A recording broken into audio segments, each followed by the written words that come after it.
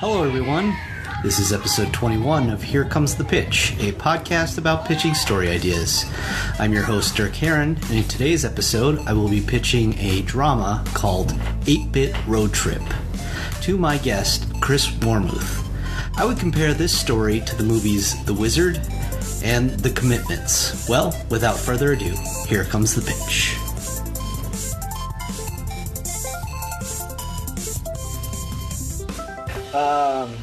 But one thing that I wanted to talk about was, how did you get into music? When did you start playing music? When, what age? And okay, well, I guess the best thing I could say is, music's always been a part of my life. My mom was a musician. Oh, okay. A folk artist. And I think if she hadn't had kids, she might have went on to a professional career. She's shared the stage with Joan Baez and the Radiators, and I think those were her people that she looked up to, actually. Wow. But I remember she played classical music for me when I was a baby, and I learned my first guitar chord when I was 4. Wow. Jeez. So you could probably start putting songs together at a really young age. I wrote a silly song when I was a little kid about being a chef. And it was fun. And then I took piano lessons and flute lessons and drum lessons, and nothing really stuck until I was about 12 years old, and then I got a bass guitar. Wow. For my birthday. And then I joined a band called Necrophiliacs Anonymous. Learned how to play Misfits covers and really, yeah. So you were in a band playing Misfit songs, yeah, here and there. We did our own songs too. But right, when you're 12, you know 2 songs. Yeah. Well, that's funny that you say that, because it's like me being in a Misfits cover band. Right. I can kind of relate, and those songs are simple to play. Yeah, if you're a musician, and they're cool. Are you doing the Halloween thing? Yes, we are. That's awesome, man. Yeah, we're actually going to do some Sam Hain songs. Oh, right on. Or Samhain, if you want to pronounce it the way that I think Danzig pronounces it, or whatever, or how it is supposed to be pronounced. That's anyways. Cool, man. But yeah, we're excited. We still haven't practiced yet. Oh, you got plenty of time. Yeah.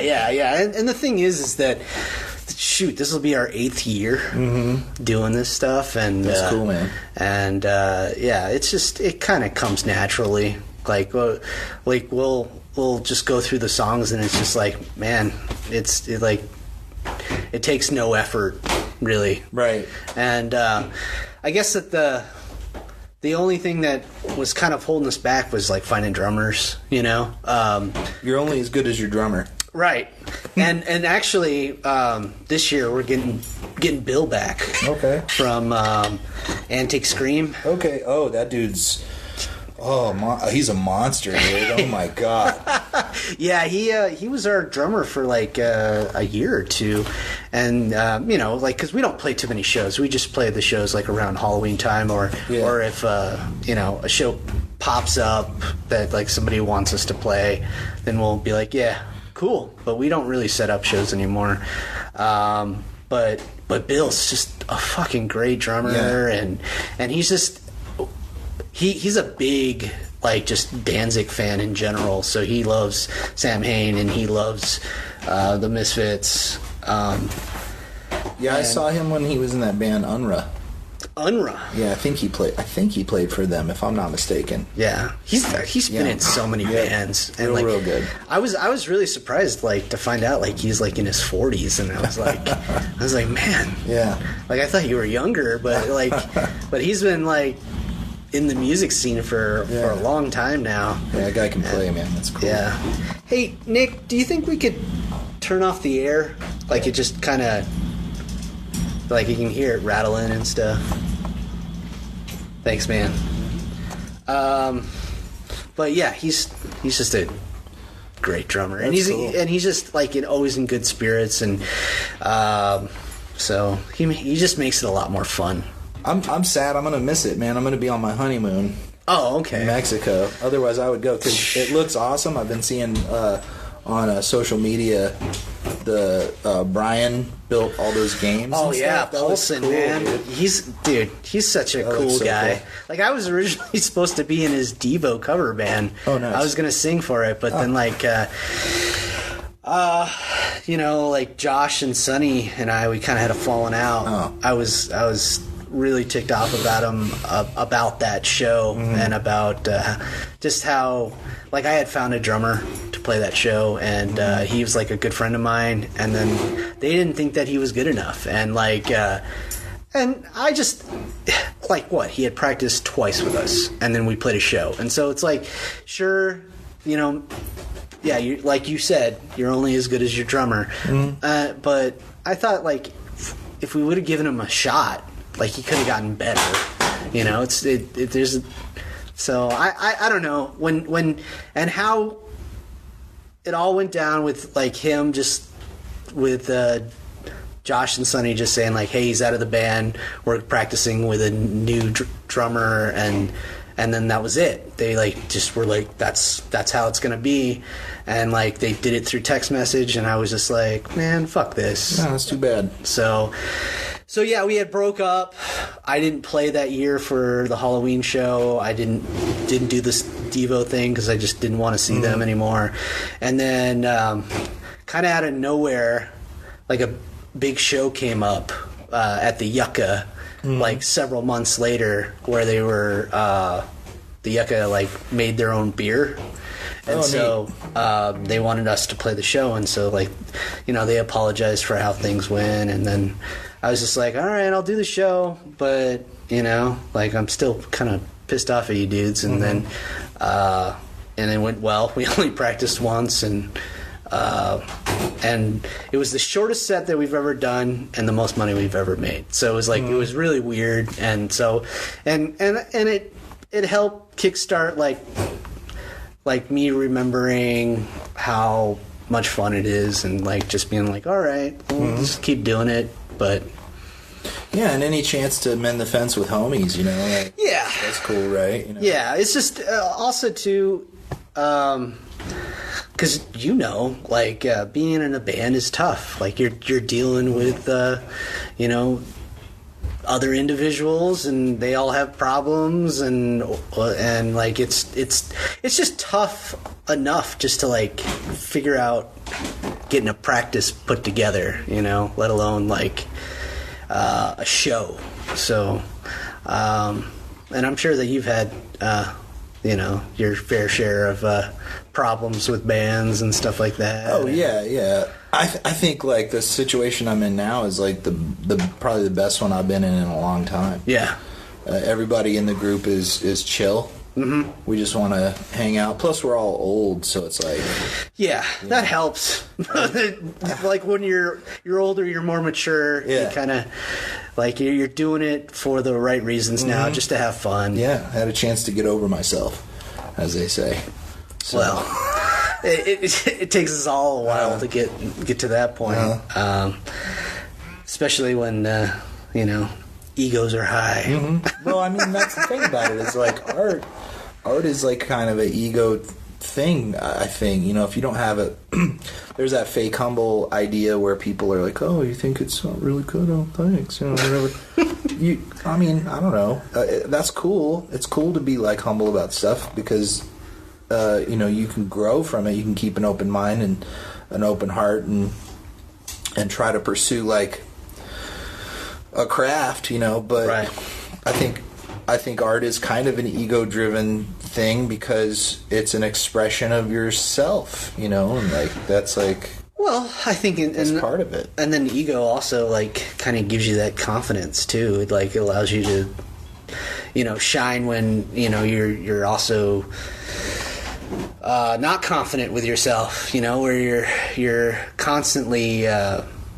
Wondering if like this is any good, you kind of have to like put that to the side and just be like, just create, and don't care about what other people are thinking about it. It's as long as you enjoy it, then just keep going. And I think that that's another thing about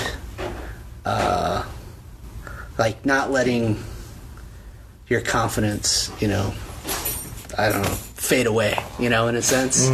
Because I you know, I'm an artist.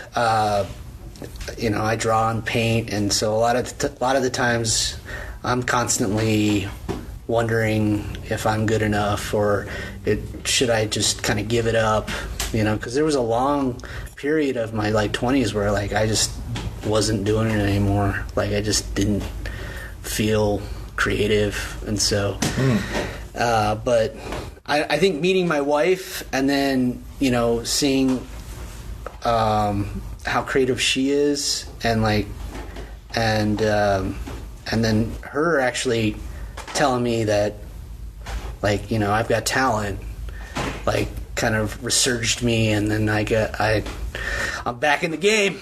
That's back to awesome, creating man. art, and you know, I she has a lot to do with it, definitely. Would you say she's your muse? Oh yeah, most definitely. There you go. She's awesome.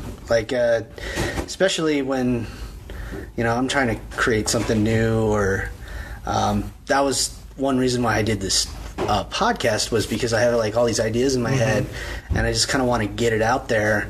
And then, you know, especially with like how art, a lot of people just want you to recreate stuff that's already been created.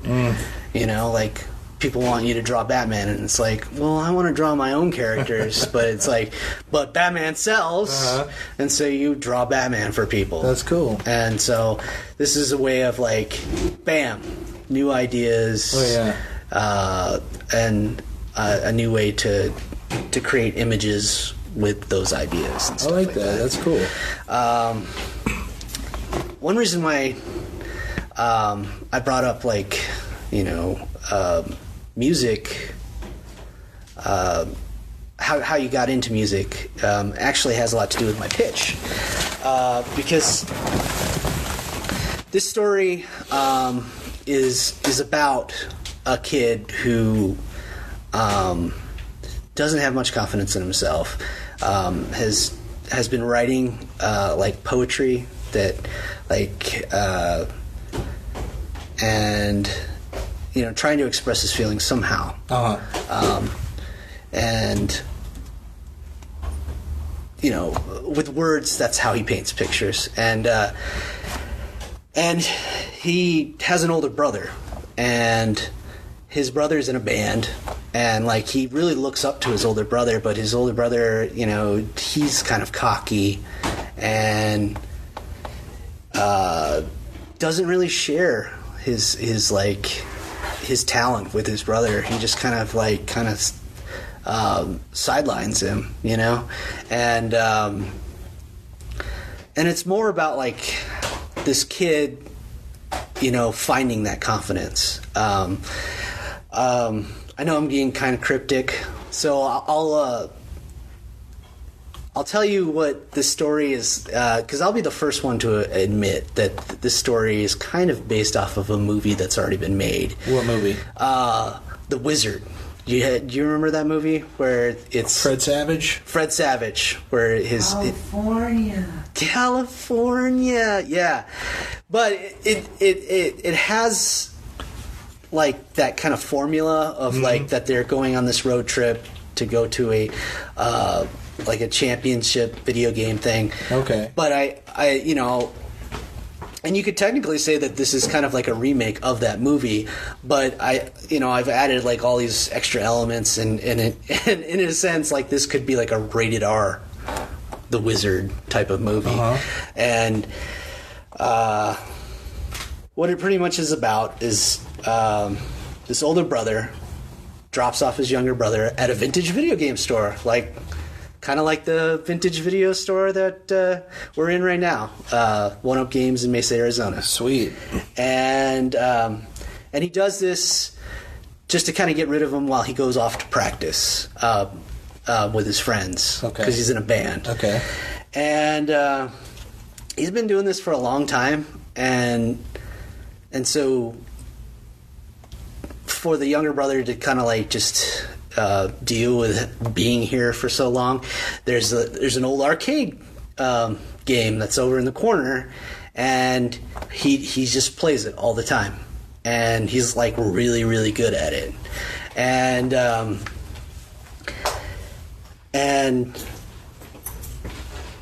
so his brother goes to practice. His older brother goes to practice. Okay. But he's actually like a heroin addict. And so he shoots up right before practice. He actually ends up passing out before he even goes into the practice space, like in his car. And like his buddies are like trying to, get a hold of him. And then they actually go out to a smoke break, and then they see his fucking van, and he's in the van, like passed out. And so he's out of the band. Yeah, they confront him about it. They say like, dude, man, we've been waiting for you for an hour, and you've been sleeping here. You blew it. And you've done it so many times. And like he realizes like this is like the only thing he kind of had going on. Okay. He's like upset about it. His little brothers always wanted to go to practice with him too, and like this time he was like, "No, maybe next time, like I'll take you to practice." And so he promised his little brother, that he would take him to the next practice, but now he's fucking out of the band, and so of course the only thing that he can think of to like make him happy, because he's like super fucking low, is more drugs, and so he ends up like going to his drug dealers and saying like, "Hey, I got this show coming up. Like, I could sell some drugs for you." And so they give him more than they usually do, because he ends up talking him into like give him this extra amount so he could sell it for him. Okay. But of course, he's just gonna fucking do all the drugs because he's an idiot, and he's and so he ends up. Like, his brother's like, "Oh, when's the next practice?" And so he's like, yeah, okay, I'm gonna go to practice, but like I'm not taking you with me.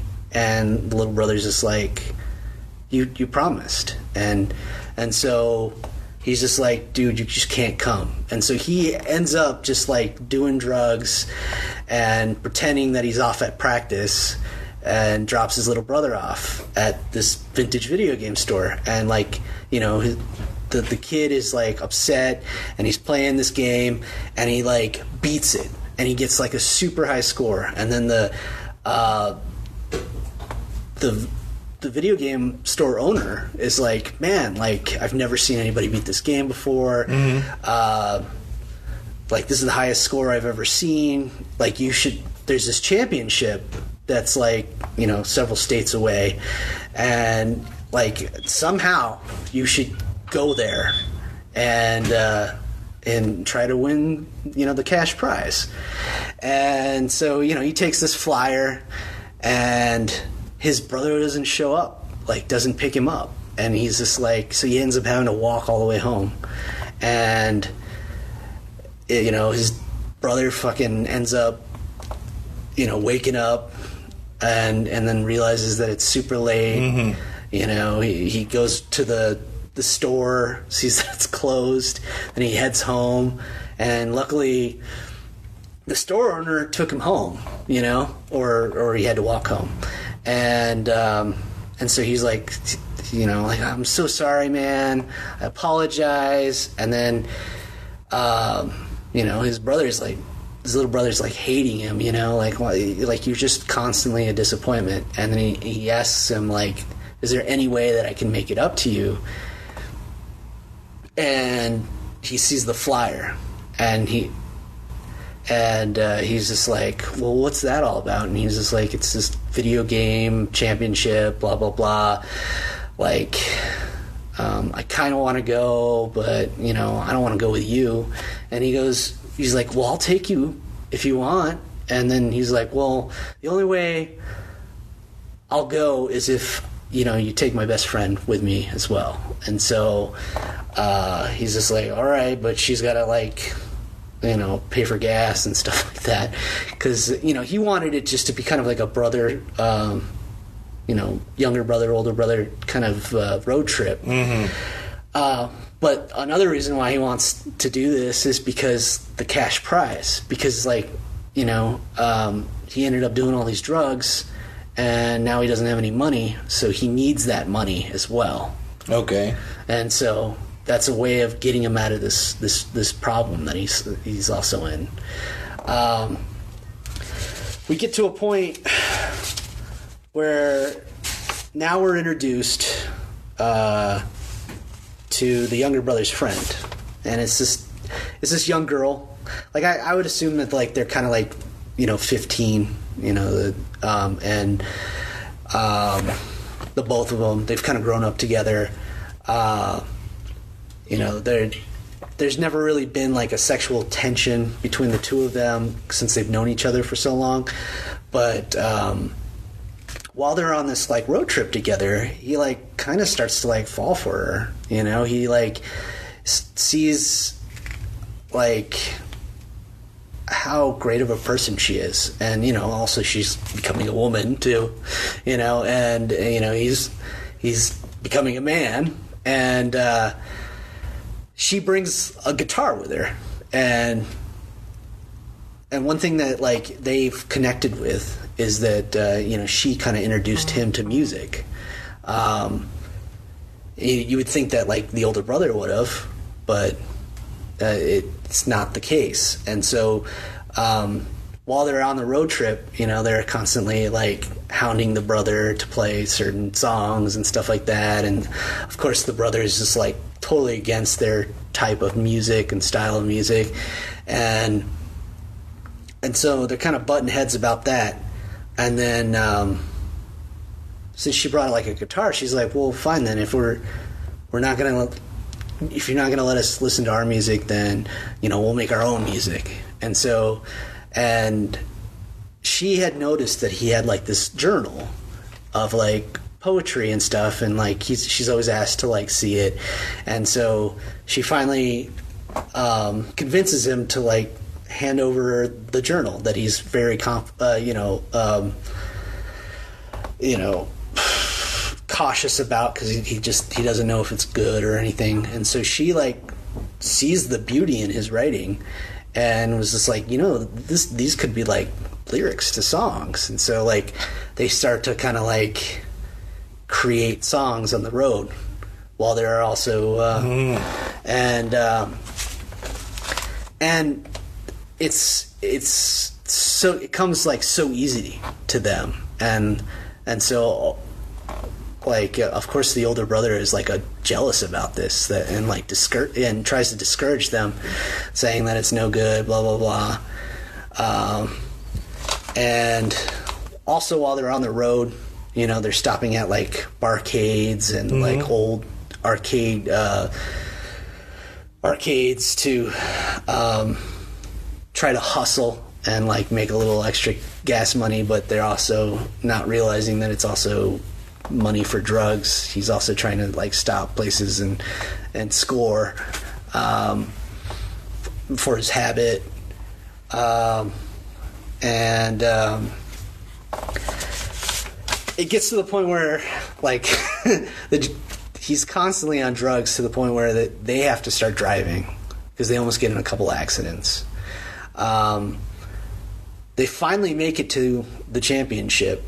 Well, right before they make it to the championship, the younger brother actually makes a move on the girl. He's just everything's going great with them. They've connected in a whole nother way, and she resists, she's just oh, I never thought of you that way, and she's and she tries to explain why, and of course he's upset about it, and so he just tries to be I don't want to deal with this, I got to get my head in the game for the championship. So, and what we come to find out is that Kendra, that's her name, she likes to go by Kay. She ends up meeting a girl at the championship, and they kind of hit it off. And so while the younger brother is you know, in this championship. He's busy with that, you know, going through all of the rounds to work up to the finals.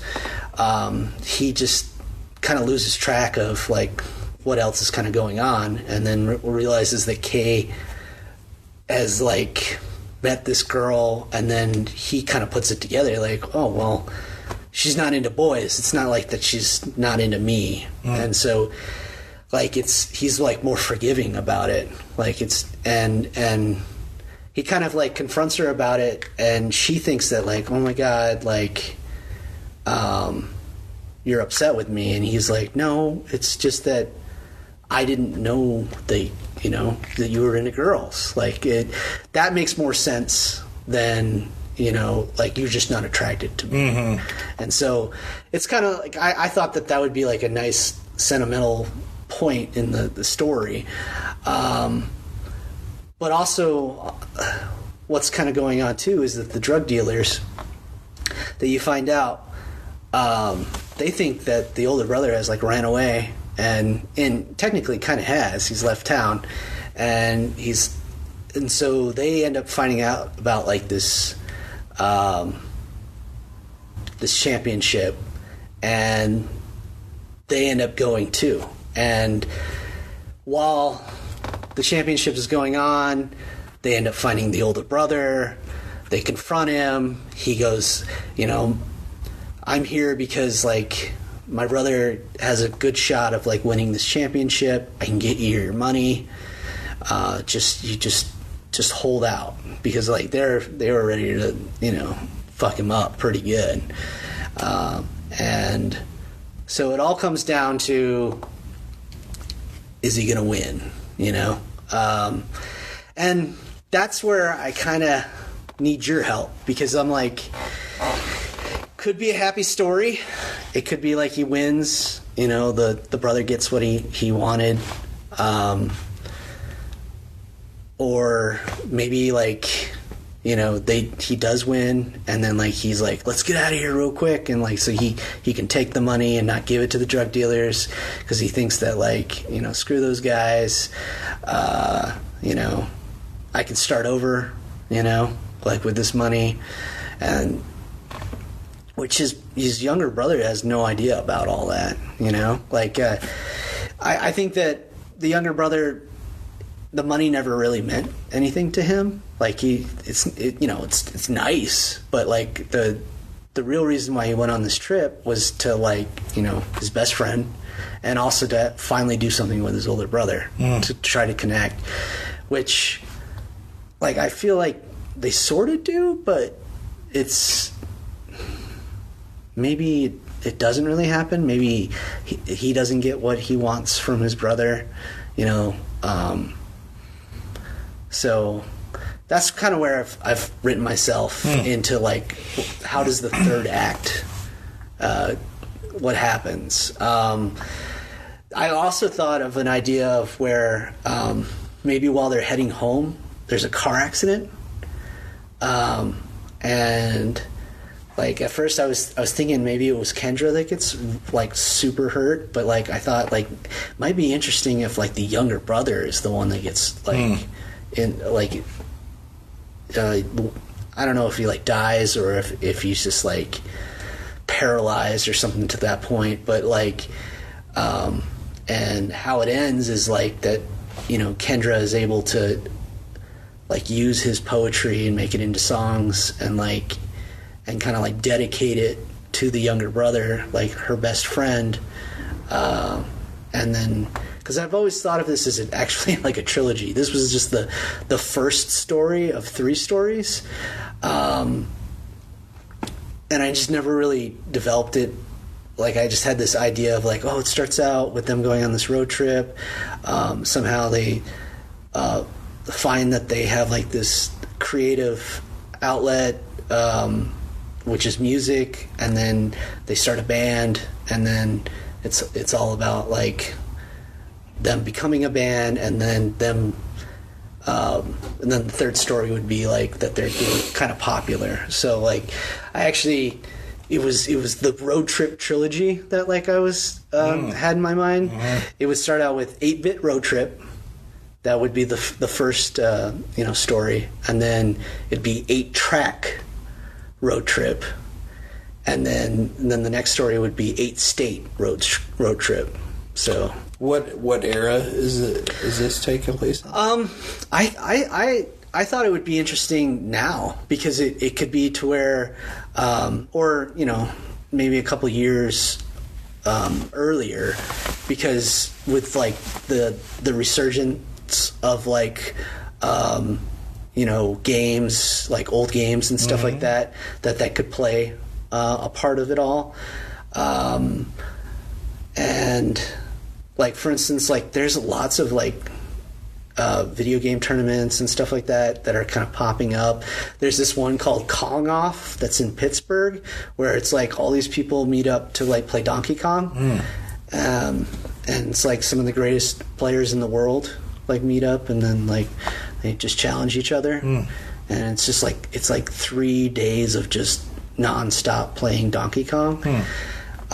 So like that's kind of like how I had an idea of it, like that, like these conventions that put on these big tournaments and stuff like that. Like it's pretty popular, and then also the idea of like how there's a lot of like vintage arcades that have popped up over the years, and barcades are really popular nowadays, and like how they could be going to all these places and finding this specific game that he's really good at because it's super popular, and maybe even there's like an app where it's like a Kong Finder app where it's like you like, oh, there's been Donkey Kong sightings, so where you could track all of the arcade cabinets that are around or something like that allows them to like kind of go on this path before they get to the convention or something along those lines. So yeah, I know that was like the whole story. But what do you think? What do you think about it all? I mean, is it like a coming of age film or I think so. It's because Kendra finds herself. She's she finally allows herself to like be open about that she's a lesbian. I think it's also about the younger brother who finds that like the poetry that he's written is good, like somebody else thinks it's good, and it gives him the confidence to maybe pick up an instrument and like make something of it that Kendra's inspired her, like she becomes his muse, and then it's also about like the self-destruction of like the older brother, and then maybe the realization of like how low he's sunk to the point where he's like come up with this whole idea of like I'm only going on this road trip to get this money so to pay off these people that I owe, and when I really should have been like cherishing this time with my brother. And so that's why I also thought like maybe, I know that's a rough ending, is just like maybe the little brother dying or something like that, or is like put in a coma like after the accident, and so like he didn't even get to enjoy that moment. He didn't even get to go to band practice. He didn't get to a band practice. He Poor got kicked.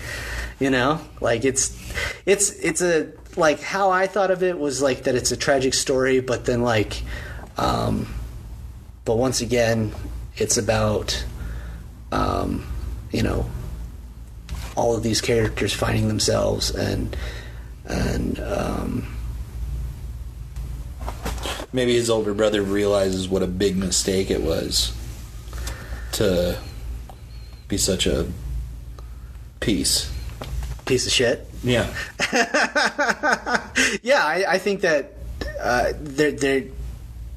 he has to come to that realization. He has to come to like that moment where it's just like, I need help, you know? Is the video games and the music, those are two different kind of like you know, lines of like points of interest? Do you think they'll communicate with each other well? Yeah, like that. You know, at one point I had an idea of like maybe, like one of them had like a keyboard and like they like just know because they've been playing video games for so long that they know those old songs, and so that's how they kind of taught themselves how to do music. Was like you know, just playing these songs, and then maybe that kind of plays into like the music that they create, is that like it has kind of that old you know, video game sound, and then adding lyrics to it or something like that. Have you seen The Green Room?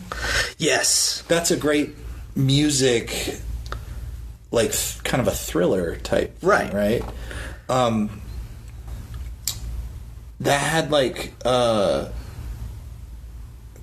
of it wasn't about music, right? It was kind of, it was kind of, but it was more about like falling into the wrong place at the wrong time, right? That's really what the movie was about, right? And then surviving that, or some, like almost surviving. I don't know.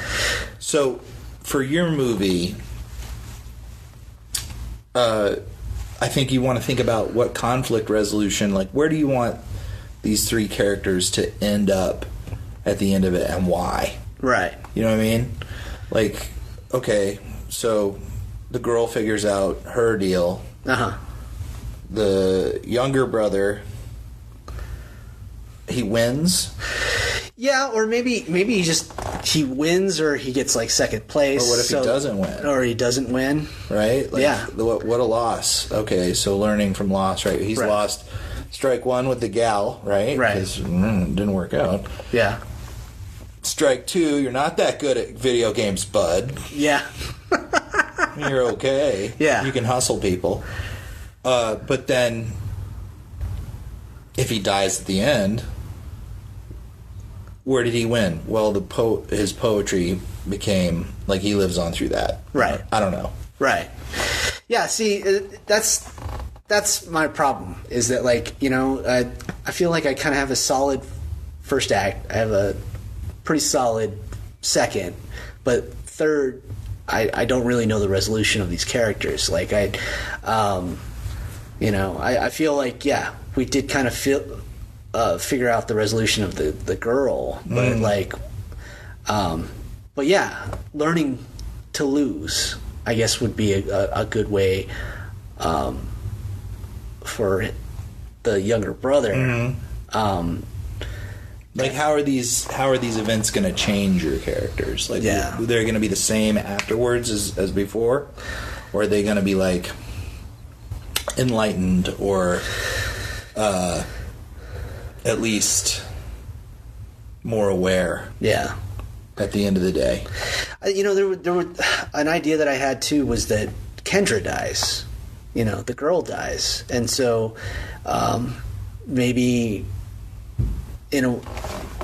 maybe the younger brother names his band after her. You know, like calls his band Kendra, and so she was the one that gave him confidence to like go on and play music, and then maybe the older brother goes to jail. I don't know. What do you do with the drug dealers? What happened to them? Are they mean drug dealers? Or I would assume that they're just kind of, come on, bud, I need the good stuff. Where's my money? Yeah, and are they vicious? I would assume that they're vicious. Okay. And maybe they're the ones that kill Kendra, or maybe that like they caused that car accident. You know, maybe. You know. So. Or maybe he wins the tournament. And his brother feels bad about, oh, don't, I don't want the money. The kid's, gets it to him somehow anyway, like duffel bag under his seat with a note, hey, this, I don't know what trouble you're in here, but here's the thing. Uh-huh. And then the drug dealers kill the kid, right? Or some kind of sacrifice. I don't know. Yeah, I think that there has to be some kind of sacrifice at the end. Like, that's okay. Like, I feel that this is kind of a tragic story somehow, and I think that that's why I think that it helps with the other characters to get them on the right path, in a sense. Like, or maybe the older brother dies. Like, he kind of deserves to die, but like, that's why I think that to put these young kids in this situation, Well, where are their parents? That's what I want to know. You're gonna have to have shitty parents, really shitty. Because I got a 14-year-old at home. Yeah, she ain't going on no damn road trip for no video game, with no junkie dude and a whatever. Sorry, you ain't going. Or maybe the parents are out of the picture. Like, maybe, like, it's the older brother has kind of like taken custody of like this kid, and like for some reason he's been able to like have this kid for so long, and because he's like much older or something, like 43. Yeah, maybe. Oh. Yeah, and so a failed musician. Failed. Yes. Well, at what age are you a failed?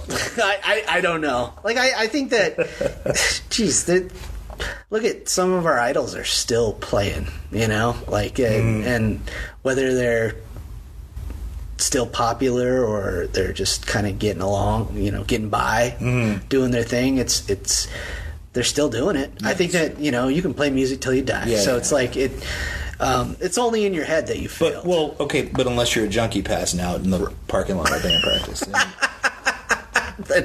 then you're fucked, because you should sell your instruments for drugs.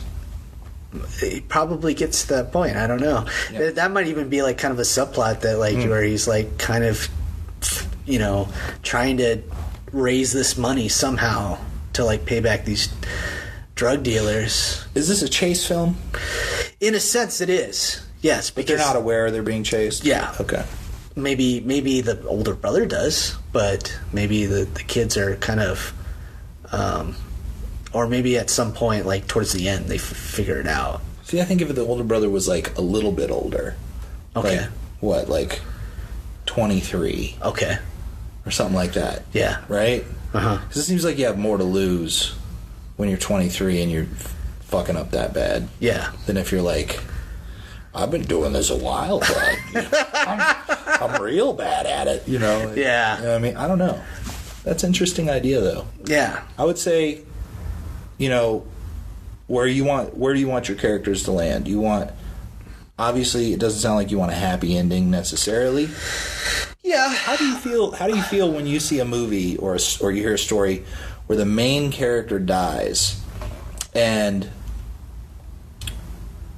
the actors and the director and the content has done such a good job of getting you, the viewer, to really invest in that main character, so that when that main character is taken away, you feel the loss. You're right. Like, oh my god, dude, I need to go eat a peanut butter sandwich and drink a glass of milk and think about my life. That kind of thing. Yeah. There's been I can't think of it right now, but there are a few movies where that has like really been like, I don't want to say,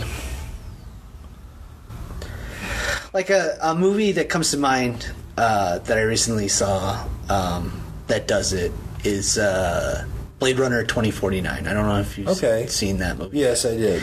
Like where, the Blade Runner dies, but he sacrifices himself so that Harrison Ford, spoilers, finally gets to meet his daughter. And I think that that's very poetically done. once again, that movie's not very popular. Like it only kind of has like a cult following, and that's not a popular way to end movies. Is where your main character, dies. I know that would be like a tough sell to like get that made. Sure. So that's why, like I don't even know if this could be a movie because that would be difficult. Or in a sense, like how I've thought of this as a trilogy is that like that character kind of lives on in the music. There's the continuation of Kendra's story, or the younger brother, which one, either one that dies. Like there's a continuation of the story with these characters, and where it leads them. As you go through it, because I'm guessing this is like what the first or second draft or third draft of it or whatever. Really, I've done some notes. Okay. This is kind of like roughed out to the point where they get to the video game store. So, Okay. like this is just plot points. That's cool. I would think of a version where it's just video games or just music.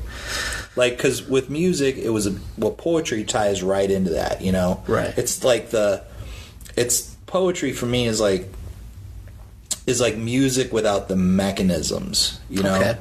And so, like, when you add music to a poem, it becomes like a like that amplified piece of art, right? Right. But if you could tie in the video games with the music to where they like relate to each other real well, okay. Or if they're really conflicting, like nerds versus like cool kids or whatever, I don't know. Yeah. Then I think you might have like a good contrast. And I think you could really do that with the older brother and the younger brother. Here, go play video games, nerd. Yeah. I gotta go. Yeah. Or whatever. Yeah. Yeah, that's cool, man. So, well, thanks, man. For talking about the story with me. Let me know what you come up with. I'd be interested to hear more about that. That's cool. Thanks, man. I appreciate it. Well, I'd say that this is probably the end of this episode, Okay. and we'll come back, and then you're gonna pitch me the story. Okay. So, thanks for listening. Cool.